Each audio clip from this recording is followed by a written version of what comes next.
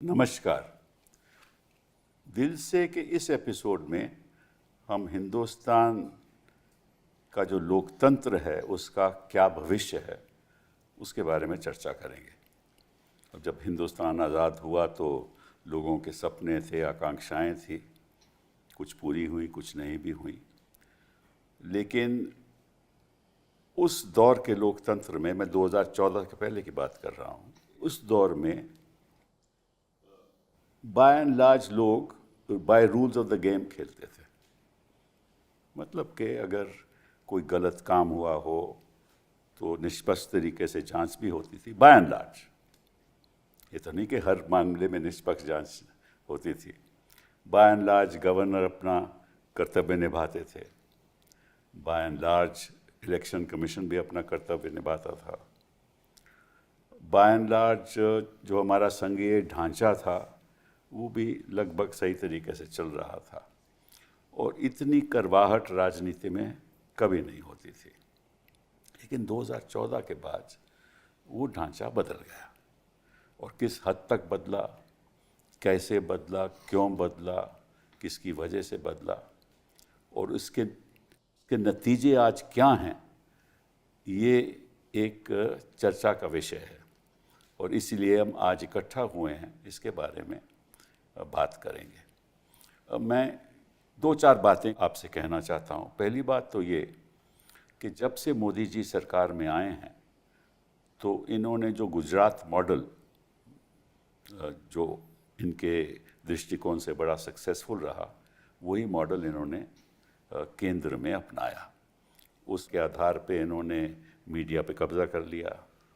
इन्होंने तय किया कि गवर्नर जो मैं कहूँगा वो करेगा।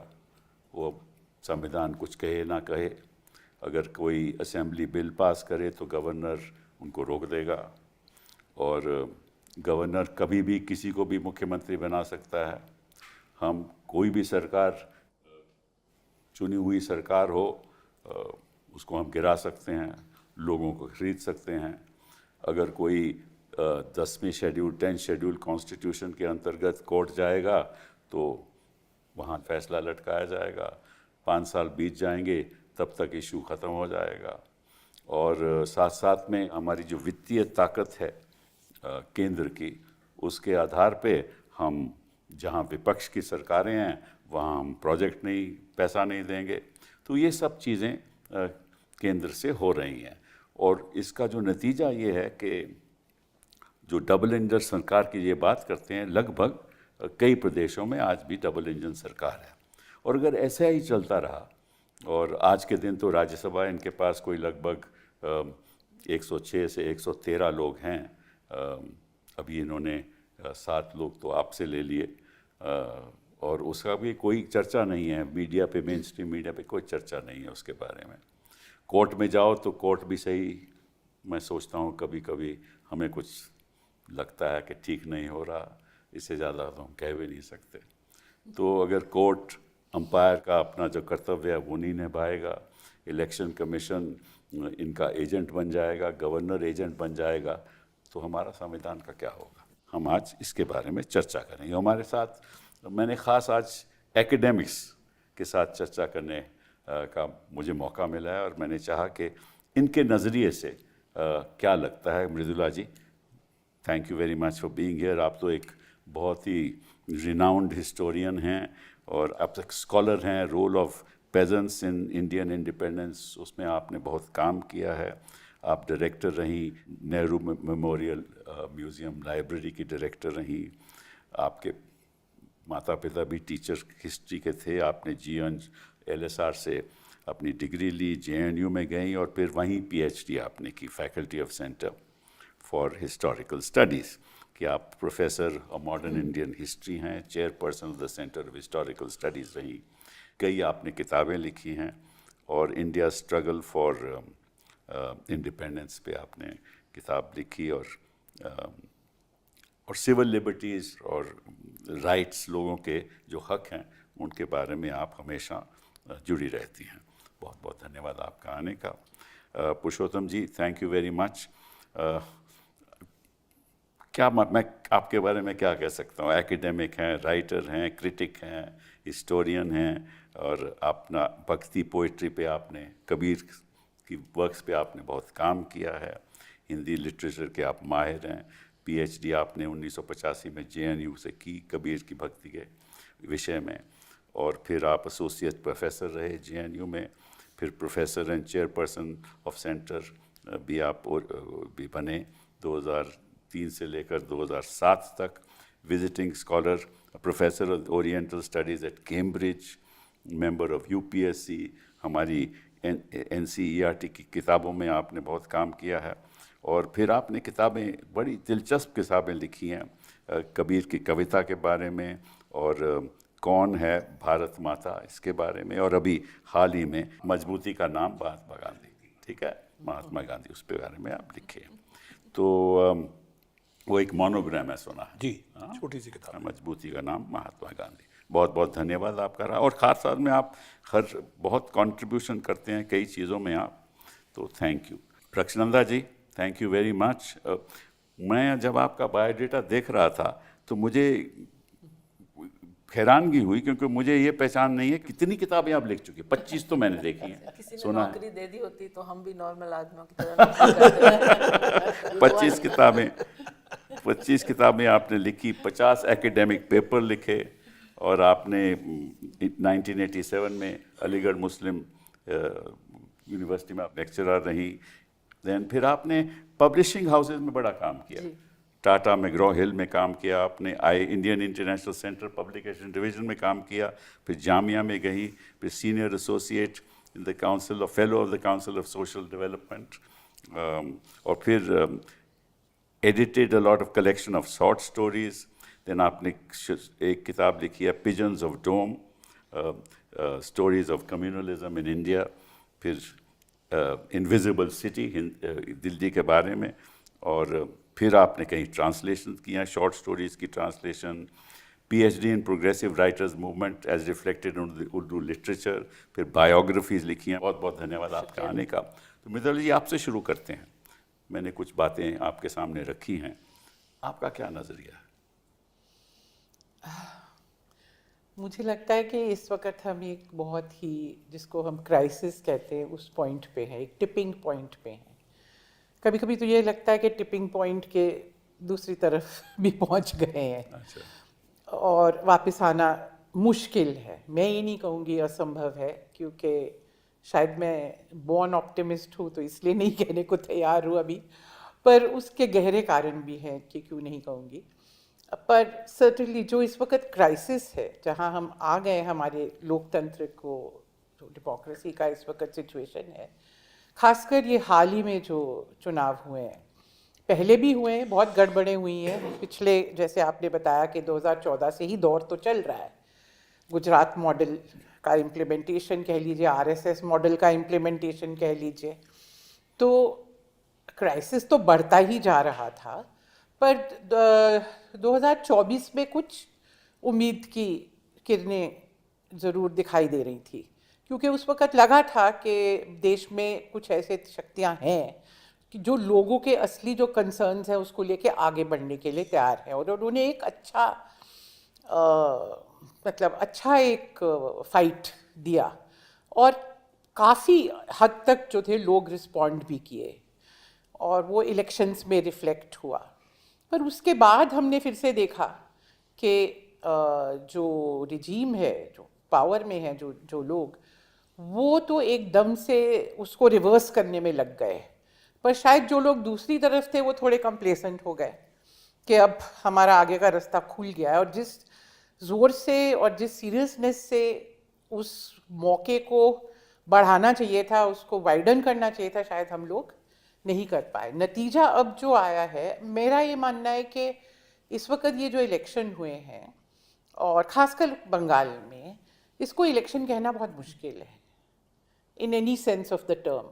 मतलब हम हिस्टोरिकली स्टडी करते आए हैं कि इंडिया में कैसे इवोल्यूशन हुआ डेमोक्रेसी का, इलेक्ट्रल सिस्टम कैसे बना, कैसे हमारे फ्रीडम फाइटर्स ने सैक्रिफाइसेस करी डेमोक्रेसी को लाने के लिए, सिर्फ इंडिपेंडेंस के लिए नहीं। 200 साल पहले राम मोहन रॉय ने अंग्रेज़ों के साथ स्टैंड लिया और कहा कि freedom of the press has to be given, वो लड़े उसको लेके। सुरेंद्रनाथ बैनर्जी जेल गए फ्रीडम ऑफ द प्रेस के लिए, लोकमान्य तिलक 2 साल रिगरस इम्प्रिजनमेंट उनको तो वो हुआ। तो खुद सब एडिटर थे वही तो सभी तो महात्मा गांधी को 22 में जो है सेडिशन के लिए, वो भी इसलिए कि उन्होंने उनके यंग इंडिया में उन्होंने 2 ऐसे आर्टिकल लिखे थे जो कि बिल्कुल सेडिशस माने जाते थे। तो बहुत लंबी कहानी है जो हमने प्रेस की आज़ादी के लिए हमारे स्वतंत्रता संग्राम ने लड़ी, और फिर उसका पूरा मकसद यही था कि आज़ादी के बाद एक full parliamentary system based on adult franchise, जो कि प्रॉमिस तिलक के टाइम से हो रही थी। 1895 में तिलक ने constitution of India bill public में पारित नहीं किया, चला आया, जिसमें एडल्ट फ्रेंचाइज की बात ऑलरेडी आ गई थी, जबकि दुनिया में अभी एडल्ट फ्रेंचाइज बहुत दूर था। और फिर नेहरू रिपोर्ट में महिलाओं को वोट मिला जो एग्जैक्टली, और नहीं, नेहरू रिपोर्ट में और फिर जो कराची रेजोल्यूशन है उसमें तो बिल्कुल साफ। सो 28 1931, ये तो तब तक तो कांग्रेस ने और नेशनल मूवमेंट ने और ऑल पार्टीज ने ये मान ली थी, और कॉन्स्टिट्यूशन में तो ये बिल्कुल साफ आ गई थी बात। तो मैं ये सोचती हूँ कि जो एडल्ट फ्रेंचाइज हमने प्रॉमिस किया था उसको अगर आज हम वापस ले रहे हैं तो हमारी 92% लोग वोट किए 92% जी हाँ किए, और 90 लाख ऑलमोस्ट 1 करोड़ लोग जो है उनके आपने वोट काट दिए। मैं कई बार ये सोचती हूँ आयरलैंड की पॉपुलेशन 5 मिलियन के आसपास है, तो 2 आयरलैंड के बराबर लोग जो हैं आपने एक स्टेट में, वो कंट्री भी नहीं है, वो एक स्टेट है हमारी जिसमें आपने काट दिया। उसमें 30 लाख तो कहते हैं ठीक ठाक थे, 60 लाख जो भी है इशू ये है, आपने समय दिया, उसमें प्रोसेस फॉलो करने के कोई प्रयोजन थे, आपने लोगों को जो कहा कि आप ऑनलाइन ऑब्जेक्शन दीजिए। इस देश में कितने लोग हैं जो ऑनलाइन फॉर्म भरना जानते हैं, ठीक से ऑब्जेक्ट कर सकते हैं? फिर आपने उनको कितने दिन दिए? ट्रिब्यूनल बैठे ही नहीं थे जिस दिन पहली वोटिंग हो गई थी। तो एक पूरा तो आपके हिसाब से जो इलेक्शन कमीशन का मामला है ये बहुत सीरियस है। और सिर्फ इलेक्शन कमीशन की बात नहीं, इलेक्शन कमीशन किसके कहने पे बात कर रहा है? इलेक्शन कमीशन कोई हवा से या हेवन से तो गिर के यहाँ आया नहीं है। I mean it's part of a whole system. और मैं एक चीज़ कहूँगी कि एक पूरा जो जैसे 1951-52 के जो पहले इलेक्शन थे, उसमें अगर हम थोड़े से उनके दस्तावेज देखें उस वक़्त के, conversations between Nehru, first election commissioner, वो सारा जो उस वक्त था, तो उनको ये इंस्ट्रक्शंस थे, you must try to include as many people as possible. एक भी आदमी छूटे ना, ये नहीं कि एक भी गलत आदमी अंदर आए ना, ये जरूरी नहीं है कि उसमें भी गलत आदमी थोड़े बहुत नहीं आए होंगे, पर एक पर्सपेक्टिव है कि ये हमारी जनता है, ये हमारा देश है, और हमारी ये रिस्पॉन्सिबिलिटी है कि एक भी आदमी छूटे ना। हमारा अमेरिकन सिस्टम नहीं है that you have to come and register as a voter. You are a resident, you are a citizen of this country. By virtue of that, आपका हक है। और अगर एक भी आदमी का हक गया, मैं मानती हूँ, तो ये इलेक्शन इलेजिटिमेट है। तो ये बताइए मुझे पुरुषोत्तम जी कि ये ठीक है, चलिए, पर इसका जो ये तो एक उदाहरण है कि किस तरह से लोकतंत्र पे हमला हो रहा है, लेकिन इसके जो निचोड़ क्या है, इसके पीछे जो सोच क्या है? देखिए, एक तो सबसे पहले ये हम ध्यान में रखें कि 27 लाख वोटर्स कंट्रोवर्शियल हो सकता है कि उनका वोट वाकई हो सकता है ना हो। लॉजिकल ये तो नहीं, ये तो सरकार मतलब इलेक्शन कमीशन और एक तरह से सुप्रीम कोर्ट ने माना कि 27 लाख लोगों के केस में कुछ दम है। मुझे सारे सिलसिले में जो सबसे ज़्यादा चिंताजनक टिप्पणी लगी है वो ये सुप्रीम कोर्ट का ऑब्जर्वेशन कि वो लोग इस बार वोट नहीं दे पाए तो अगली बार दे लेंगे। यानी जैसे वोट देना जैसे गोया कोई मेले में जाना है कि इस हफ्ते आप हाट में नहीं जा पाए तो अगली बार हाट में चले जाइएगा। आइसक्रीम कल खा ये आप इसमें कपिल जी जो सबसे बड़ी बात मुझे लगती है कि टॉप इंस्टीट्यूशंस में आप कॉम्प्लेसेंसी वगैरह की बात हो रही थी, अभी अपोजिशन की कॉम्प्लेसेंसी उस पर अलग से बात मैं करूँगा, लेकिन टॉप इंस्टीट्यूशंस में जो एक negligence for the very spirit of democracy, ये सबसे ज़्यादा चिंता की बात है। अरे ठीक है भाई, यानी हेल्दी डेमोक्रेसी अगर ये होती तो ये होता कि चुनाव 6 महीने टाल दिए जाएंगे, लेकिन इन 27 लाख केसेस का तो निपटारा होगा। इसमें कितने जेन्युइन है कितने नहीं है ये निपटाया जाए पहले, फिर हम वोट करेंगे। आपको कोई फ़र्क ही नहीं पड़ता। ये एक वाइडर मेलेडी का सूचक है, और वो ये है, देखिए एक बात हम बहुत अच्छी तरह समझ लें, दुनिया की कोई भी डेमोक्रेसी या कोई भी सिस्टम हो, वो केवल लिखित नियमों से नहीं चलता। आप जानकार हैं, कानून के आप मंत्री रहे हैं। एक चीज़ होती है नॉर्म, एक होती है मर्यादा, और ये हम अपने सामाजिक व्यवहार में भी देखते हैं। कोई लिखित नियम नहीं है कि आप अपने टीचर के सामने स्मोक नहीं करेंगे, लेकिन आमतौर से हमारे देश में लोग टीचर के सामने स्मोक नहीं करते, पिताजी के सामने स्मोक नहीं करते। There is no written law. लेकिन एक लिहाज जिसको कहते हैं, एक नॉर्म होती है, मर्यादा होती है, और ये केवल सोशल रिलेशंस में नहीं बल्कि पॉलिटिकल प्रोसेसेस में भी इसका बहुत बड़ा योगदान होता है। और वो धीरे धीरे सब खत्म हो रहे हैं, जो अभी आप जिक्र कर रहे थे, और तमिलनाडु में जो हो रहा है। यानी भी गवर्नर का जो काम है, वो लिखा जो भी हो, लेकिन अभी तक की एस्टेब्लिश प्रैक्टिस ये है कि आप दावा कर रहे हैं, आपके पास बहुमत होने का है, बहुमत से कुछ कम का दावा है, बनाइए सरकार और 15 दिन में, 20 दिन में, 10 दिन में साबित कीजिए on the floor of the house. लेकिन यहाँ उनको पूरे दस्तखत 118 चाहिए। अब जो मैं बात कह रहा हूँ सर, जब कुशियारी जी ने महाराष्ट्र में वो तो सुबह 4 बजे बना दी थी सरकार, सुबह 4 बजे बना उस दी समय थी। तो कोई ऐसी बात थी नहीं। हाँ, तो वही मैं कह रहा हूँ ना, क्योंकि अब मैं आता हूँ उस बात पर जो मुख्य चीज़ है, जो आपने कहा कि इसके पीछे क्या है। देखिए, अपोजिशन की कॉम्प्लेसेंसी केवल ये नहीं है कि वो चुनाव को लेकर 2024 को लेकर ये हो गए। कॉम्प्लेसेंसी ये है कि अभी तक इस मुल्क में ज़्यादातर लोग जो डेमोक्रेट्स हैं, वो असली डिजाइन को या तो समझते नहीं है या जानबूझ कर इग्नोर करते हैं। ये सब जो है बेसिकली, एक बात हमें साफ तौर से माननी चाहिए कि at the moment in this country RSS is the only organisation which has a very clear cut plan for future, which has a perspective. वो 2012 और 2014 और 2016 के हिसाब से काम नहीं करती है। एक पर्सपेक्टिव है, उससे आप असहमत हो, जो भी हो, मैं घोर असहमत हूँ उससे, but I have to recognise the fact कि they have a very clear cut idea and a road map of making Hindu Rashtra. Hindu Rashtra, India is Hindu Rashtra, this is as simple as that. किस अपोजिशन पार्टी के पास इस तरह का एक होलिस्टिक पर्सपेक्टिव है? कभी आप किसी एक आइडेंटिटी को लेकर शुरू हो जाते हैं, कभी आप किसी एक लैंग्वेज को लेकर शुरू हो जाते हैं, कभी कोई डेमोक्रेटिक राइट का सवाल आ जाता है। होलिस्टिक पर्सपेक्टिव कहाँ है? कभी आप कहते हैं कि जितनी जिसकी हिस्सेदारी उतनी उसकी भागीदारी। इसका क्या मतलब निकलेगा प्रैक्टिस में? पारसियों का और सिखों का क्या होगा? To put it very bluntly, अगर ये लॉजिक लगाया जाए तो इस मुल्क की 2 सबसे सफल और रिकॉग्नाइज्ड और रेस्पेक्टेड कम्युनिटीज, वो कहाँ फिट होती हैं इस पैराडाइम में, जितनी जिसकी हिस्सेदारी और भागीदारी वाले में? फिर आप कभी कोई इशू ले लिया, कभी कोई इशू ले लिया। Where is the alternative to the project of Hindu nationalism? कहाँ है वो इंक्लूसिव इंडियन नेशनलिज्म? उसकी पॉलिटिक्स कहाँ है? जैसे एक ज़माने में दादा धर्माधिकारी ने मानवनिष्ठ भारतीयता कहा था, ह्यूमन इंडियन नेशनलिज्म। ये हम याद रखें कि ये फ्रेज 1948 में इस्तेमाल किया गया था। उस समय सन 45 तक दूसरे महायुद्ध के कारण बहुत सारे पढ़े लिखे और डेमोक्रेटिक चेतना के लोगों के बीच में nationalism had become a suspicious kind of expression. क्योंकि नेशनलिज्म का मतलब हिटलर, नेशनलिज्म का मतलब तोजो और मुसोलिनी। तो दादा धर्माधिकारी ने फ्रेज इस्तेमाल किया ह्यूमन, मानवीयता जिसमें अंतर्निहित है। और ये उसी फ्रीडम मूवमेंट का लॉजिकल कल्मिनेशन था, जिसमें ये था कि हिंदुस्तान का हर आदमी जिसकी इतनी उम्र है, उसका मजहब कोई हो, उसकी जात कोई हो, उसका अकीदा कोई हो, उसकी पॉलिटिकल आइडियोलॉजी कोई हो, वो इस देश का नागरिक है, उसे वोट देने का अधिकार है। ये एक सिंबॉलिक सी और नाटकीय सी बात लगती है, लेकिन अभी अभी तमिलनाडु में मैं देख रहा था कि किसी एक कॉन्स्टिट्यूंसी में एक सज्जन 1 वोट से हारे।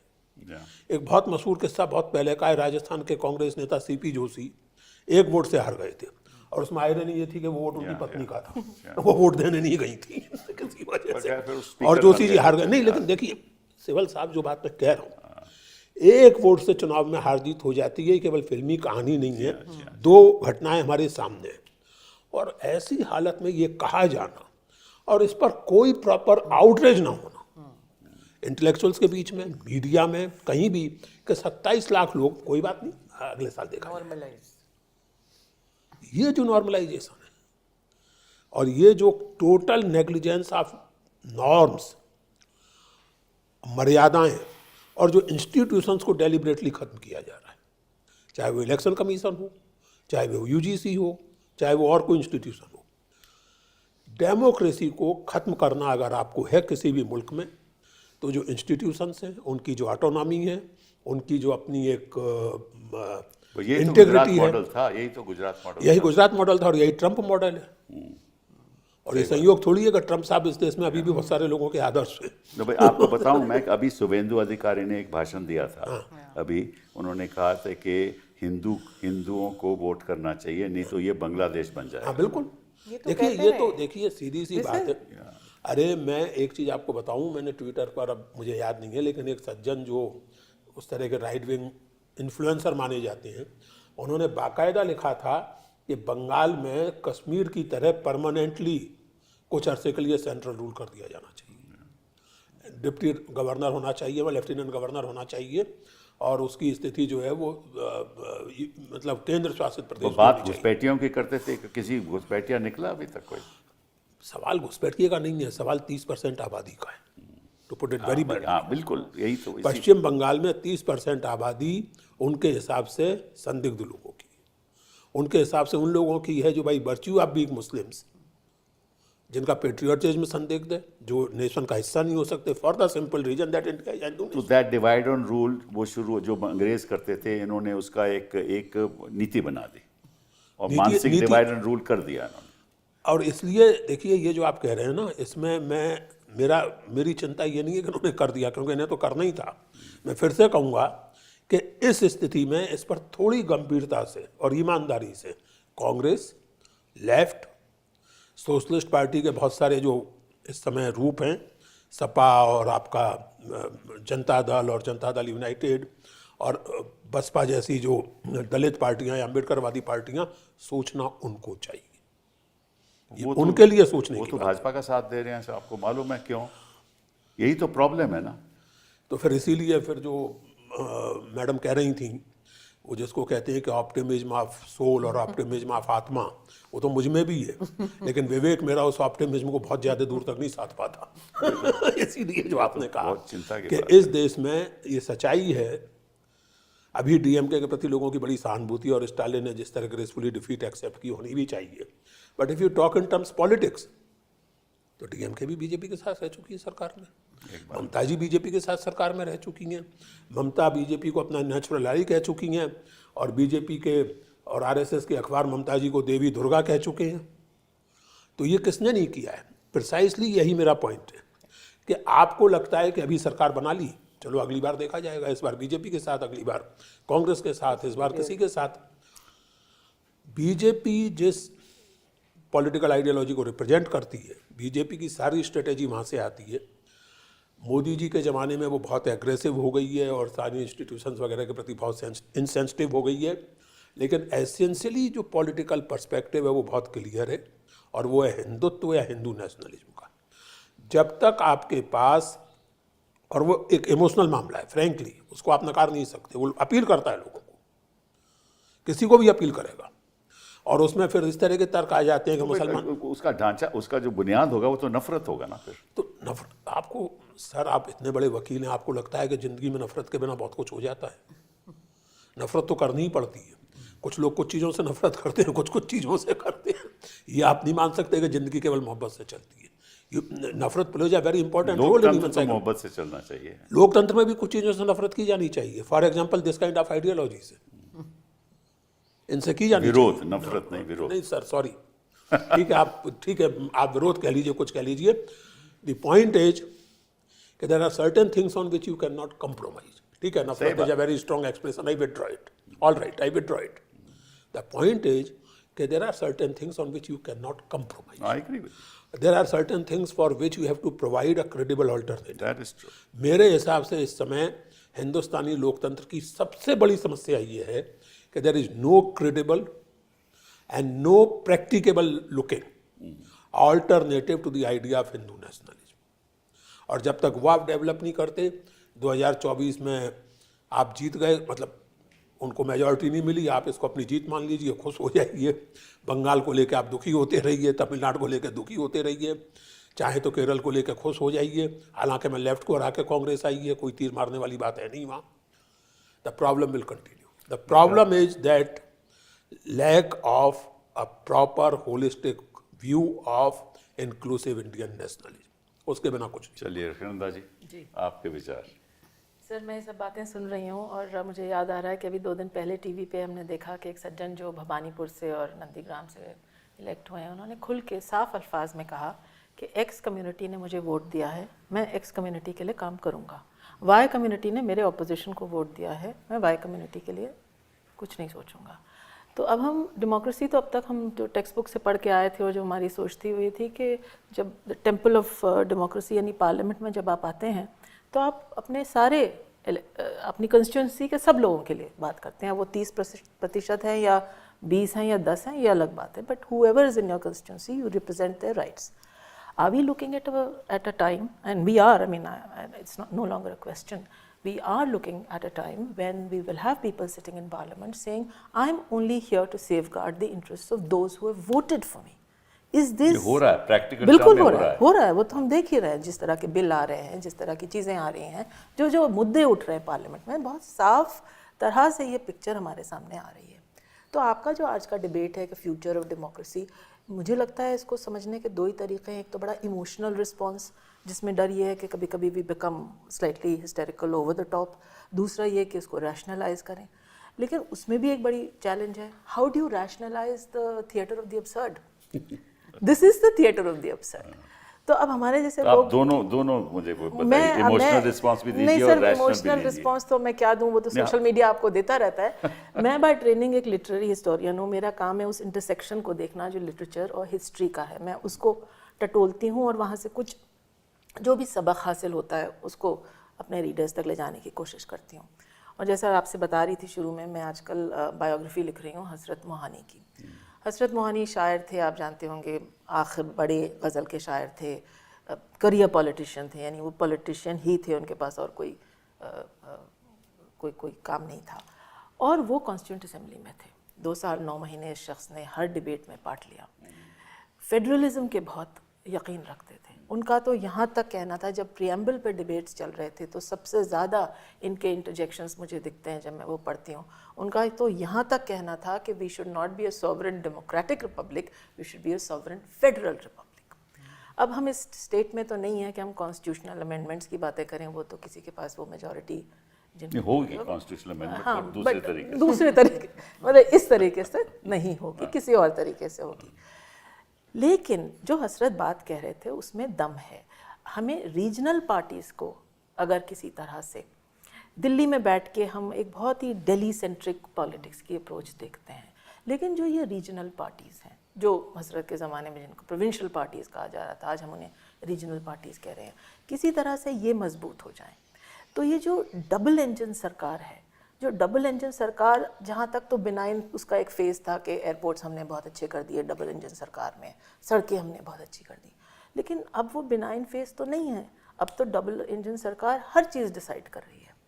एक ऐसे मुल्क में जहाँ फूड इज़ पॉलिटिक्स, वहाँ डबल इंजन सरकार आपसे कहती है कि यूपी में 2 दिन पहले आपने शायद देखा हो, एक अपने आप में वो बहुत अच्छी स्कीम है, हर डिस्ट्रिक्ट हम एक फूड लेंगे और उस डिस्ट्रिक्ट से उसको मंसूब करते हुए उसकी मार्केटिंग करेंगे, यानी मथुरा के पेड़े और फलानी जगह की गज़क और फलानी जगह की ये, but it's an all vegetarian menu. All the items on this government list are vegetarian. So no Tunde के कबाब, नो लखनऊ गलावटी, नो रामपुर के biryani, nothing. So the government, Bengal की फिश तो खाते हैं, वो जाके खाते हैं इलेक्शन के वक्त, तब बाद में क्या खाते हैं मुझे नहीं मालूम। कहने का मतलब ये है, जब तक a certain lady was saying I'm pure vegetarian, it was in the personal domain. We had memes, we had social media making fun of her. That was in the personal domain. Here I'm not talking of an individual saying she is a pure vegetarian. You know, here we have a state telling us what is good. A state is linking vegetarianism with nationalism. I find that problematic. If I'm a non-vegetarian, I'm no less nationalistic than, and why do I need to wear my nationalism on my sleeve and demonstrate it to everybody? The other thing, MP, again, double engine growth, Anganwadis are being told to not have egg on their menu. We'd rather have a generation of malnourished kids than kids who are, you know, following a certain kind of dharma. मैं आपसे एक सवाल थोड़े अलग तरीके से पूछना चाहता हूँ। आपने कहा ना कि रीजनल पार्टीज़ को इकट्ठा होना चाहिए। अभी आप रीजनल पार्टीज़ का इतिहास देखो, इतिहास की जो बुनियाद है वो एंटी कांग्रेसिज्म है। हाँ, ब्रेकअवे ग्रुप्स भी हैं और नहीं, वो एंटी कांग्रेस, समाजवादी पार्टी हो, आरजेडी हो, ये बुनियाद एंटी कांग्रेसिज्म है। तो इकट्ठा कैसे हो गए? क्योंकि क्या हुआ, इन्होंने कांग्रेस, रीजनल पार्टीज की वजह से कांग्रेस कई प्रदेशों में खत्म हो गई। अब उन्हीं प्रदेशों में बीजेपी उनको खत्म कर रही है। सो आई थिंक देयर ये तो रियलिटी है ना। तो उसका क्या सुझाव है, मैं आपसे पूछना एक लार्जर गुड, मुझे तो वही एक समझ में आता है जो कि एक्चुअली आइडियलिस्टिक नहीं है, जो कि एक्चुअली बहुत प्रैग्मेटिक है। एक लार्जर जैसे गुड, पुरुषोत्तम जी ने जी कहा। जी बिल्कुल। देखिए, मैं अगर इजाज़त हो दूँ, एक तो जो इन्होंने बात कही वेजिटेरियन नॉन वेजिटेरियन की, वो केवल वेजिटेरियनिज्म का सवाल नहीं है। बहुत साफ तौर से देखें, erasure of Muslim contribution to the culture of this society, as simple as that. उसमें चीज़ वो है, और चीज़ें भी आएंगी धीरे धीरे। अब यानी इससे ज़्यादा रेडिकुलस कुछ, वही the way I am vegetarian लेकिन इससे ज़्यादा रेडिकुलस कुछ नहीं हो सकता कि आप लखनऊ के खाने की बात करें, सिग्नेचर खाने की, और उसमें कबाब ना हो। सही बात। आप कहीं के भी खाने की बात करें, हिंदुस्तान, आयरनी ये है कि हिंदुस्तान में कुछ आंकड़ों के मुताबिक लगभग 70% हिंदू नॉन वेजिटेरियंस हैं। छोड़ मतलब पश्चिमी उत्तर प्रदेश, राजस्थान, गुजरात, और उसमें भी कुछ particular castes, everybody eats non veg. सही बात। मैं इस डिबेट में नहीं जाता कि क्या अच्छा है क्या बुरा है, लेकिन ये बात केवल वेजिटेरियनिज्म नॉन वेजिटेरियनिज्म की नहीं है और केवल नेशनलिज्म की भी नहीं है। ये वही चीज़ है, erasure of the contribution from the cultural memory, as simple as that. दूसरी जो बात आपने कही सिवल साहब, वो बहुत महत्वपूर्ण है। आप अगर ये मानते हैं कि सारी समस्याओं की जड़ कांग्रेस है, आप अन्ना आंदोलन याद कीजिए। इंसिडेंटली आप लोगों की सरकार ने उसको बहुत ही बुरी तरह से हैंडल किया। जी हाँ। ये एक अलग मसला है, बहुत ही बुरी तरह से, और वरना ये सब शायद इतनी मुसीबत ना होती। खैर नहीं हुई। लेकिन जब आप ये मानते हैं कि सारी समस्या केवल कांग्रेस है, सारी समस्या करप्शन के आरोप हैं, जब आपको फासिज्म का इमिनेंट खतरा दिखता ही नहीं है, फासिज्म ना कहिए, अथॉरिटेरियनिज्म, टोटलिटेरियनिज्म, वो सब ना कहिए, लेकिन जो घनघोर एक्सक्लूशनिस्ट पॉलिटिक्स है, और चीज़ों पर आप एकेडमिक लोग डिबेट करते रह सकते हैं कि ये कैटेगरी लागू होती है नहीं होती है, लेकिन एक्सक्लूजन तो दिखता है, जिसका एक उदाहरण हम लोग अभी डिस्कस कर रहे हैं। उस तरह की एक्सक्लूशनिस्ट पॉलिटिक्स से ज़्यादा खतरनाक आप सो कॉल्ड करप्शन को मानते हैं, तो आपकी प्रायोरिटीज़ दिख जाती हैं। सही बात। और यहाँ वो मेरी समस्या जो मैं अंडरलाइन कर रहा हूँ, रीजनल फोर्सेस ताकतवरों, मुझे कोई ऐतराज नहीं है। ओवरऑल पर्सपेक्टिव क्या है? कास्ट की पॉलिटिक्स, आइडेंटिटी, किसी भी तरह की रिलीजन आइडेंटिटी, मुस्लिम, क्रिश्चियन, हिंदू, जेंडर पॉलिटिक्स, सब ठीक है, सबका मतलब एक स्पेस से होना चाहिए, but what is the overall perspective? वो ओवरऑल पर्सपेक्टिव आपका क्या है? वो इंक्लूसिव नेशनलिज्म है, या इस तरह का नेशनलिज्म है, या एक तरह की एनार्की है? जब तक तो हो ही रही है, देख लीजिए। वही मैं कह रहा हूँ ना। तो जब तक आप इस मामले में क्लियर नहीं है Rakhshanda ji, regional forces, regional political parties का ताकतवर होना कोई बहुत मतलब ज़रूरी तौर से अच्छा डेवलपमेंट होगा, ऐसा मुझे नहीं लगता। बिल्कुल, साफ तौर से मुझे नहीं मृदुला लगता। जी। ये मैं ये कहना चाह रही थी कि पुरुषोत्तम, आपने पहले भी कहा कि वो ऑल्टरनेटिव विजन नहीं है। मैं मानती हूँ कि इस वक्त हमें ऐसा लगता है कि कोई भी पार्टी, इंक्लूडिंग कांग्रेस पार्टी, अपने एक पॉलिटिक्स में कम से कम रिफ्लेक्ट नहीं करती। वही मेरा मतलब है। कभी कभी वही करती मतलब है। जब मुझे लगता है जब राहुल गांधी ने यात्रा बिल्कुल, करी तो absolutely। ज़रूर वही जो विजन था, idea of India freedom struggle का, वही लेके चले। वो ठीक। जो उन्होंने हारमनी की बातें करी, जो मोहब्बत की बात करी, जो लोगों के इश्यूज़ की बात करी, जगह जगह जाके वर्कर, किसान, वीवर, जिस तरह से फिशर फोक, सबके साथ जाके मिले, तो एक मतलब एक तरह से उन्होंने दिखाने की कोशिश की कि ये विजन मेरा है। तो मैं ये कहना चाह रही थी कि विजन तो हमारे पास है, हमारे फ्रीडम स्ट्रगल ने, और हमारे उसके बाद के भी 50 साल के कम से कम जो हमारी डेमोक्रेसी का एक्चुअल वर्किंग है, उसमें बहुत सारे फॉल्ट्स होने के बावजूद वो विजन जिंदा रहा। नहीं, उसको मैं हाँ मैं मान रही हूँ आपकी बात। और मुझे ये लगता है कि इंक्लूडिंग अगर हम इमरजेंसी वाला पीरियड लें, जो कि एक बहुत बड़ा ब्लिप एक तरह से आप कह सकते हैं, तो मुझे लगता है कि उसका अगर पर्सपेक्टिव में अगर हम देखें तो यही कहेंगे कि हिंदुस्तान के लोगों ने डेमोक्रेसी को जब दबाया गया तो उन्होंने रिजेक्ट किया उसको। तो एक तरह से एक strong tradition of faith in democracy, और फिर मुझे लगता है कि 51 से लेके अब तक जो एक्चुअल प्रैक्टिस है कि लोगों को आदत है वोट करने की, एक ये भी एक हैबिट्स ऑफ डेमोक्रेसी भी एक कॉन्सेप्ट है जो मुझे लगता है बहुत पावरफुल है। तो आप उनका हक छीन रहे हैं, तो ये नहीं कि रिएक्शन नहीं होगा। बात मैं मान रही हूँ आपकी, इशू यहाँ पे ये है पॉलिटिकल कंसोलिडेशन का बेसिक इशू है। और वहाँ पे आप बिल्कुल ठीक आपने कहा रक्षाना को कि बेसिक एंटी कांग्रेसिज्म उनका वो रहा है। कांग्रेस की अपने प्रॉब्लम्स है, थोड़ा बिग ब्रदर एटीट्यूड भी रहता है उनका, किसी कोalition में कॉम्प्लेक्सेस रहते हैं। मुझे लगता है कि कांग्रेस को, और जो बड़ी पार्टी वो कोई और भी हो, और जो रीजनल पार्टीज हैं और छोटी पार्टीज हैं, सबको अपने अपने जो प्रेजुडिसेस हैं, आप हिंदी में क्या कहते हैं, हाँ, पूर्वग्रह जो है वो छोड़ के साथ आना पड़ेगा। और उसके लिए दो चीजें चाहिए, एक तो विजन चाहिए कॉमन जो कि दे हैव टू, बट एक दूसरी चीज मुझे लगता है कि सबको रियलिटी देखनी पड़ेगी कि अगर हम नहीं करेंगे तो हम सब खत्म हो जाएंगे। मैं एक minute, let me just finish, I want to give you an example. मुझे लगता है कि अभी जैसे आंध्रा में चंद्रबाबू नायडू जो हैं वो एलाई कर रहे हैं इनके साथ, और इधर आपके जेडीयू वाले कर रहे हैं। ये दोनों अगर छोड़ दे तो कल को सरकार ही गिर जाएगी सेंटर पे। नहीं, वो जेडीयू को ले लेंगे अब। नहीं, मैं वो बात नहीं है, मैं कह रही हूँ अगर ये नहीं, वो ले नहीं सकते, नहीं, that is a different matter, that is a different matter. मैं कंसेप्चुअली बात कर रही हूँ, वो नहीं कर रहे कि वो उनकी वीकनेस है और they are paying the cost. मैं कुछ पॉइंट और कर रही हूँ कि हर एक को देखना चाहिए कि जो ममता के साथ हुआ है, जो स्टालिन के साथ हुआ है, जो नीतीश के साथ हुआ है, ये हमारा फ्यूचर ये है अगर हम नहीं संभलेंगे और टाइम पे हम नहीं तो वो कहते हैं ना, वो है वो एक वो बहुत ग्राफिक मैनर में दिखाया था मेरे ख्याल शतरंज के खिलाड़ी में, कि कैसे अंग्रेजों ने एक एक स्टेट को डिवाइड करके फिर पूरे प्रिंसली स्टेट्स को एक एक करके कॉन्कर करते रहे। तो ये मतलब अगर डेंजर को भी समझना बहुत जरूरी है। थोड़ा इससे अलग, बट मैं दो बातें बहुत ब्रीफली कहना चाहता हूँ। एक तो ये कि जो आपने वोट हैबिट की बात कही, RSS learns its lessons very fast and very deeply.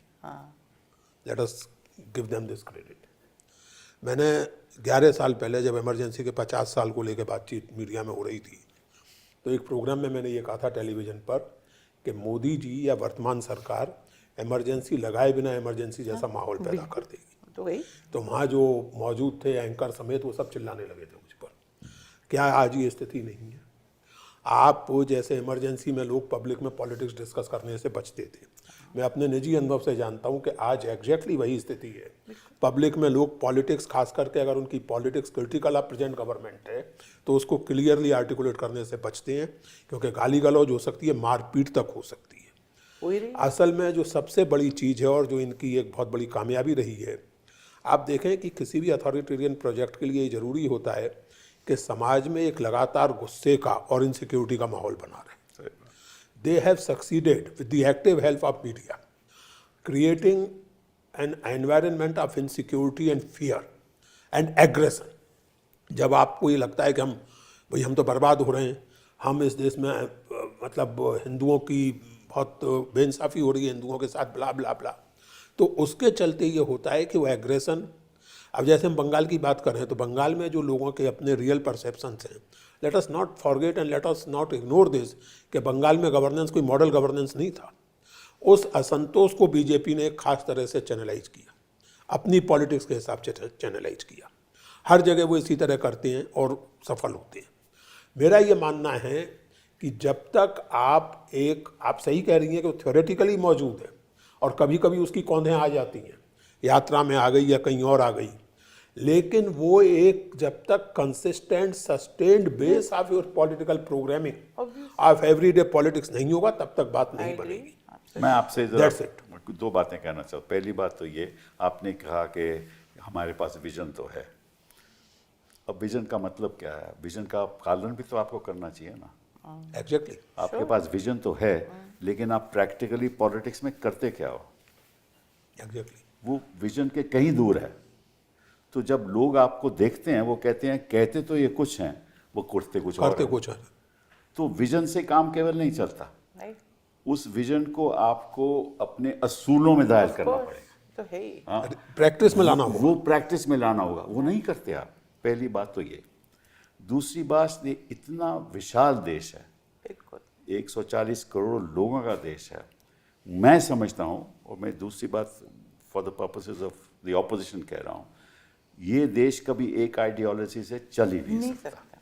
ये मेरा अपना मानना है, मैं गलत भी हो सकता हूँ, ठीक है। और इतनी विभिन्न मतलब कि यहाँ सोच के लोग हैं कि एक दायरे में उनको आप ला ही नहीं सकते, ठीक है ना। तो ऑपोजिशन का ये दृष्टिकोण होना चाहिए कि वो लोग जो इनके संग नहीं हैं उनको पहले आप टारगेट करो और फिर इकट्ठा होकर देखो कि कैसे ये लड़ाई लड़ सकते हैं। एग्जैक्टली, बहुत सही कहा। हाँ, जब से ये नहीं आप करोगे, उसमें देखो लाखों यहाँ वो आपके जो NGOs हैं, लाखों लोग NGOs जो इनके खिलाफ हैं, हमें मालूम ही नहीं कौन NGOs हैं। और ये फेडरल ढांचा जब अगर खत्म हो जाएगा तो इनका राज भी खत्म हो जाएगा।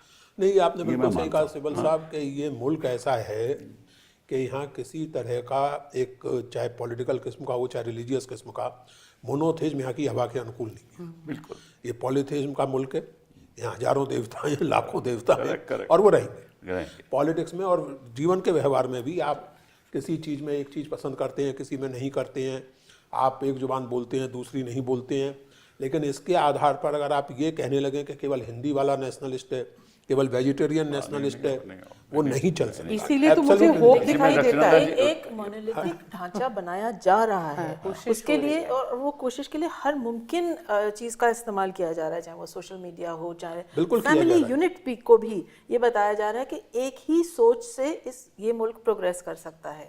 तो यानी अगर आपका कोई डिसेंट है, आपके डिफरेंसेस, हमने एंटी-CAA में देखा कि कोई भी जरा सी भी सोच अलग रखेगा तो वो गद्दार कहलाएगा, एंटी नेशनल हो जाएगा। तो हमने नेशनलिज्म को डिसेंट से कर दिया है। आपसे बेहतर जुडिशरी कौन जानता है? When was the last time when we had a major note of dissent? I mean dissent ऐसी जो कि एक्चुअली पब्लिकली जो हमारे सुप्रीम कोर्ट में जो डिसेंट करता है वो महिलाएं ही हैं। And पुरुष America लोग dissent नहीं में करते। Ginsburg, Justice Ginsburg made a career out of writing notes of dissent, and she's still remembered and celebrated for that. So I think whether it is the judiciary, whether it is the public domain, whether it is the private domain, the idea of differences, what we're talking about is a country as gloriously multicultural as this should be celebrating these differences.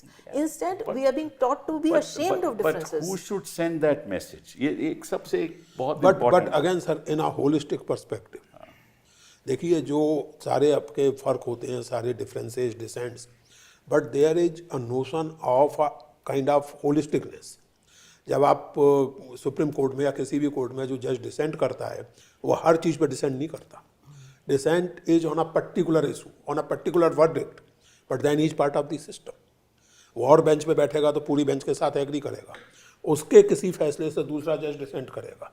तो जब तक वो sense of एक system नहीं होगा, उसी को मैंने कहा मर्यादा और जो नॉर्म्स, जब तक आप You उनको are रिकैप्चर नहीं paraphrasing करते, Nehru उनको verbatim. This is what Nehru says all the Exactly. time. There is नहीं, नहीं, diversity and there is also there is something common. You know? Because Nehru Absolutely. इस मुल्क को, समझते इसकी थे। समस्याओं को, इसकी पोटेंशियल्स को, इसके चैलेंजेस को बहुत गहराई से और बहुत दूर तक Exactly, समझते थे। दैट्स exactly, व्हाई आप सही कह रही हैं, मैं वही कह रहा हूँ। बिल्कुल। और काश, मैं तो खैर और कुछ लोग भी नहीं कह रहे हूँ, होते। काश मैं कुछ नहीं हूँ, काश कांग्रेस वाले ये कह रहे होते और समझ रहे होते, नेहरू की पार्टी वाले ये कह और समझ रहे होते। So that's the whole point. लेकिन तो मैं तो ये जो इसीलिए- मैसेज है इस किस्म का जो आप कह रहे हैं, ये मैसेज कहाँ से जाना चाहिए? ये तो हम सबसे जाना चाहिए। हम सबसे जाना नहीं, चाहिए। नहीं नहीं, अब मेरा थोड़ा सा डिफरेंस ऑफ ओपिनियन, हम सबसे तो जाएगा ही। हाँ, सही बात है। लेकिन जो जहाँ से मैसेज जाना चाहिए वो है Supreme Court of India. I agree. सही कह रहे हैं, ठीक है ना? बिल्कुल ठीक। जब तक supreme Court of India, And the opposition also. the opposition, तो that is political. I'm not talking of politics. Why it is political? Celebrating a difference, नहीं celebrating नहीं a difference नहीं, of मैं कुछ opinion. और कह रहा हूँ। अगर सुप्रीम कोर्ट अपने फैसलों से जी बिल्कुल हाँ, सही of कह रहे course. हैं। ये कहे कि बुनियादी तौर पे You are ये absolutely देश ऐसे चलना चाहिए, हाँ, ऐसे नहीं कि भाई बाद में वोट दे जैसे देंगे। उन्होंने Exactly. That was egregious. जो आप कह रहे हैं ना कि ऑप्टिमिज्म वगैरह, तो ऐसे कभी कभी ऑप्टिमिज्म के मोमेंट्स में मुझे लगता है कि शायद मैंने सपना देखा था। ऑनरेबल कोर्ट ने ऐसा कहा नहीं था, लेकिन ऑनरेबल कोर्ट ने ऐसा कहा ये है तो कुछ भी नहीं है। कि 27 अब लाख देखो लोगों के बाद में देखा आप जाएगा। उमर खालिद को 5-5 साल आप जेल रखे हो, किस लिए भैया? कोई पता ही नहीं है क्या है उसका। सोनम अरे भाई, वांगचुक के आप पिटिशन 6-8 महीने आप उसको लटकाए जा रहे हो, तो क्या मैसेज जाता उसने अपराध किया है तो सजा है? आप देके क्या अलग मैसेज जाता है कि भैया आप इसको अंदर रखो, कोई बात नहीं, कोर्ट कुछ नहीं करने वाला। तो अगर ये मैसेज नहीं जाएगा बहुत सही कह रहे हैं। तो फिर जो ऑपोजिशन की बात करेंगे वो कैसे उसको कैसे बात करेंगे? बिल्कुल ठीक बात। ये एक बहुत भारी सवाल उठता है। तो यहाँ एक अच्छा दूसरा मुझे याद है, शेषन साहब को एक किसी पत्रकार ने पूछा, मुझे याद नहीं वो कौन था, पर उसने पूछा कि भाई आप कैसे चलाते हो? इसे मैं कोई सरकार का चीफ इलेक्शन कमिश्नर थोड़ा भारत का हूँ। Election very commissioner. मैं तो famously भारत said का that. चीफ इलेक्शन जी, कमिश्नर हूँ, जी। ठीक है ना? तो कोर्ट तो भारत के लिए है, चीफ इलेक्शन कमिश्नर भारत के लिए है, गवर्नर भारत के लिए है, ठीक है ना? यूपीएससी भारत के लिए है, तो यूनिवर्सिटीज भारत के लिए हैं। अब यूनिवर्सिटीज को आप बोलो ऐसे प्रोफेसर रखोगे, उनको एडक सैलरी दो, वो ये पढ़ाएंगे, ये किताबें पढ़ानी चाहिए, तो कौन से आइडिया ऑफ इंडिया की आप बात कर रहे हो? और ये बात सुप्रीम कोर्ट से आनी चाहिए ठीक कह रहे हैं। जब उनके पास मुद्दे जाते हैं। यही दुआ करें कि कभी आए। हम तो कोशिश करते हैं, रोज के रोज कोशिश करते हैं, कब हम कभी कभार तो दुआ करें कि आपकी कोशिश कामयाब हो। निराश होकर वापस आ जाते हैं। आप इलेक्शन कमीशन की बात कर रहे थे, तो जब पहला जनरल इलेक्शन हुआ तो जवाहरलाल नेहरू बहुत जल्दी में थे, तो हर चीज में जल्दी में रहते थे, और उनको तो याद है कि इलेक्शन जल्दी होना चाहिए ताकि लेजिटिमाइज हो। He did not want to run a government which had not had a open election. तो उन्होंने इलेक्शन कमिश्नर को कहा कि आप तो बहुत देर लगा रहे हो, ये सारा प्रोसीजर। इलेक्शन कमिश्नर ने कहा हमारा प्रोसीजर जो है वो हमारा बिल्कुल प्रोसीजर सही है, है। बिल्कुल। जब हम समझेंगे कि हमने ठीक तरह से तब आपसे कहेंगे। पर यहाँ we have reached every person, पर मित्रा हम जी, तब यहाँ वो तो करेंगे। बुलडोजर पॉलिटिक्स है। वही तो, लुक एट द यहाँ तो डिफरेंस। ग्राउंड पे भी बुलडोजर पॉलिटिक्स, मानसिक बुलडोजर पॉलिटिक्स, हर तरफ से बुलडोजर पॉलिटिक्स। Absolutely. और जब से आप अब देश की जनता को भी उजागर होना चाहिए ना कि हमारे साथ होगा क्या। इस समय मुसलमानों के खिलाफ, कल क्रिश्चियंस कई के बार ये खिलाफ, होता है सर, फिर किसी और के खिलाफ, फिर किसी और के खिलाफ। कई बार ये होता है, देखिए वो कहते हैं कि बाद मरने के मेरे उनका पैगाम आया तो क्या आया। तो कई बार मुझे लगता है कि इस मुल्क का वही होने वाला है कि बाद मरने के मेरे उनका पैगाम आया तो क्या आया। इसलिए जो बात आप कह रहे हैं, चाहे supreme court, intelligentsia, political parties, अब अगर सोते रहे तो अब बहुत गुंजाइश नहीं है, क्योंकि मुझे इससे फ़र्क नहीं पड़ता कि कौन सा चुनाव जीत लिया, कौन सा हार गए। लेकिन ये जो चीज़ें कॉमन सेंस बनती जा रही हैं, ये जो चीज़ें नॉर्मलाइज बनती जा रही हैं, इस चीज़ को लेकर कोई बेचैन नहीं होता, साधारण आदमी से लेकर सुप्रीम कोर्ट तक, कि 27 लाख लोगों के क्लेम आप मान रहे हैं कि उनमें दम हो सकता है। मैं आपकी ही बात पे Why बात are कर we रहा हूँ। assuming कि कोई परेशान नहीं मैं होता? 90 I लाख don't agree. मैं 90 लाखों को छोड़ता हूँ। नहीं छोड़िए, नहीं, बाकी जो अपील में है, वही मैं कह रहा हूँ कि उन 27 लाख लोगों के क्लेम आपको लग रहा है कि दम हो सकता है। आप ये कहने की बजाय कि जब तक ये क्लेम नहीं सेटल हो जाते चुनाव नहीं हो सकता, बिल्कुल। आप कह रहे हैं कि ये लोग अगले साल का अगले मतलब बार। 5 वर्ष बाद वोट दे लेंगे, तो और इस बिल्कुल। पर कोई आउटरेज नहीं है। दिस भाई सोच के हाउ से BLO वोट नहीं कर पा रहे थे। Selective. हाँ, We ये choose what we want to be Sikh outraged about. हमारी डेमोक्रेसी की सेहत कितनी खराब है, ये इस एक उदाहरण से स्पष्ट होता है। सही बात है, लेकिन फिर भी हमें होप है नहीं वो तो है ही। कि ये देश बरकरार रहेगा। देखिए ये आउटरेज जो है ना, बरकरार देखिए रहेगा। एज ए हिस्टोरियन में कहूँ, ये आउटरेज जो है ना वो कभी इमीडिएटली नहीं दिखाई देता। Immediately एक बिल्ड एक सोसाइटी में एक डिस्कंटेंट बिल्ड अप अच्छा, होता है। उम्मीद करें। कब वो इरप्ट करेगा, फ्रेंच रेवोल्यूशन किस डेट को होगी, आप पहले से प्लान नहीं, करके मैम, कोई भी नहीं देखिए, कर सकता। मैम, ऐसा पर है। एक सोसाइटी पे बिल्डअप होता है, उसको जब हो रहा मौका है, मैं मिलता है, आपको सच बात बताऊं, वो हो भी रहा है। हो भी रहा है। बहुत बढ़िया, अच्छी इंदिरा खबर गांधी है, ने जब that's a good election news। Declare मेरा किया मानना तो है, क्योंकि आउटरेज हम सामने तो निकला। युवाओं से बात करते हैं, हो भी रहा है। हो That's भी a good रहा है। news। क्योंकि इतनी ज़्यादा अनएम्प्लॉयमेंट बढ़ चुकी है, इतनी ज़्यादा बढ़ चुकी है, और शिक्षा का में कोई सुधार नहीं आया। तो लोग मतलब कि एक करोड़ 20 लाख लोग, युवा लोग तो सोसाइटी में रोज आते हैं, देखिए सर, हर साल आते हैं। मेरा कहना यह है कि हम लोग इस बात पर एग्री कर सकते हैं कि अपने अपने असेसमेंट हो सकते हैं, लेकिन एक जिसको कहते हैं कि optimism even in the worst conditions is a moral responsibility. That's correct. So to that extent I am optimist. But my sense of practical understanding of politics is rather I am- different. मैं देखिए क्योंकि जो बात आप कर रहे हैं और आप कर रही हैं आउटरीच की और ये सब बन रहा है, आपने सही कहा कि आउटरीच धीरे धीरे बनता है। पॉलिटिक्स में एक मोमेंट होता है जबकि उस आउटरीच का आप एक पॉलिटिकल इस्तेमाल करें, सीज करना है आपको। वो मोमेंट आप बार बार लूज करते ट्विटर कर देते हैं हैं, वो मोमेंट आप बार बार लूज करते हैं। आप एक आउटरीच बनता है, एक आउटरीच के सामने आप झुक जाते हैं, एक आप पूरे के पूरे पॉलिटिकल माहौल को, एक यात्रा निकली, उसका एक माहौल बना, लोगों को लगा कि हाँ here is the kind of politics जिससे हमें जुड़ना चाहिए। कहाँ गई वो पॉलिटिक्स? दुकान बंद है आजकल। देखिए तो ये दिक्कत हो जाती है। I am not too optimistic about political parties, but I am optimistic about the people of India. Well okay, On sir that आप note, इजाजत दें तो एक मैं शेर पढ़ के बात पढ़िए, को खत्म करूं। please, ये please. सरशार सैलानी थे एक साहब, 1969 में उनका देहांत हो गया था, तो सोचिए उससे पहले उन्होंने ये बात लिखी थी, लेकिन आज बहुत मायने रखती जी है। हाँ। उनका लंबी गज़ल है, उसका एक शेर है, चमन में इख्तलाते रंगो बू से बात बनती है। It's the multiplicity of colours and flowers, the sounds that make a garden. चमन में इख्तलाते रंगो बू से बात बनती है, हम ही हम हैं तो क्या हम हैं, और तुम ही तुम हो तो क्या तुम हो। तो इस वक्त तो हम तो कहीं दिख ही नहीं रहे हैं, और हमसे कोई एक रिलीजन या एक कम्युनिटी की बात नहीं हो रही है, लेकिन वो कोई भी लोग जो तुमसे अलग सोच रख रहे हैं वो तो है ही नहीं, they are excluded. Excluded, disenfranchised actually. that is true, that is true. But वक्त आएगा। I think the long history, civilizational history of this Correct. country is against the present trend. That's And that will assert itself. Sure. But as Gandhiji said, one day the tyrant will go.